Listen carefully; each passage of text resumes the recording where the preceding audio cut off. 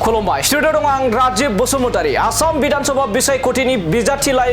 थिसननाया दिनै जोबनानै थांबाय आरो बे जोबथा सानाव 2 नं दतमा विधानसभा बियाबनि बिपिएफनि बिजाथि रबिराम नार्जारी बिथाङा गावनि बिजाथिलाइखौ गथायबाय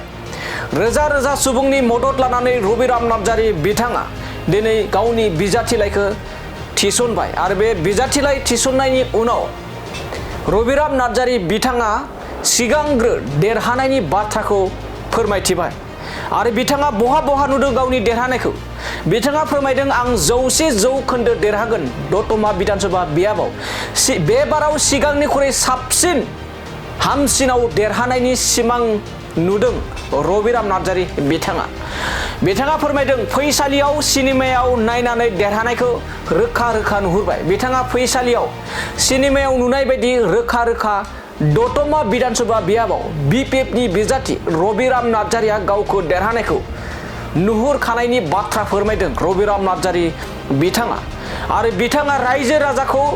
बेबायदि बिजाथिलाइ थिसननायाव लिंहराखैमोन नाथाय गोसो बायदियै रोजा गावनि गोसो बायदियै आंनि बिजाथिलाइ थिसननायाव मदद होफैनायखौ आसुरित जानायनि बाथ्रा फोरमायदों रबिराम नार्जारी बिथाङा दानिया फैदो बिदिब्ला दतमा विधानसभा बियाबनि बिपिएफनि बिजाथि रबिराम नार्जारी बिथाङा गावनि देरहानायखौ माबायदि जौखोन्दोनि गेजेरजों फोरमायदों नोंथांमोननि गेजेराव लाना फैदिनि देरहागोनखौ माबायदि बुंनो हायो नोंथाङा दिनै समाव आंथ' 100% आङो माने देरहागोन देरहायिनि खुनु बाथ्रायानो गैया आरो देग्लाय आरो साबसिन देरहागोन होननानै आं साननानै लादों गामाखालि समफ्राव जेरैबायदि देरहाबोदों बेनिख्रुइ साबसिनै गोरलैसिनै बांसिनै माने देरहानो हागोन बेखौ एकदम रोखा माने फैसालियाव सिनेमानि सावगारिखौ जों रोखा जेरैहाय नायनानै बुजिनो हायो जों दा एखेबारे जोंनि आइ आफा रायजो राजानि महर मोखांखौ नायनानै जोंनि समस्तिनि गासैबो माने रायजोफोरनि सापर्ट बेखौ नुनानै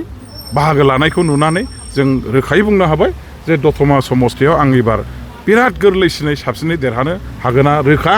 बेवहाय गुबुन दलफ्रा खाथियाव सफैनाय नङा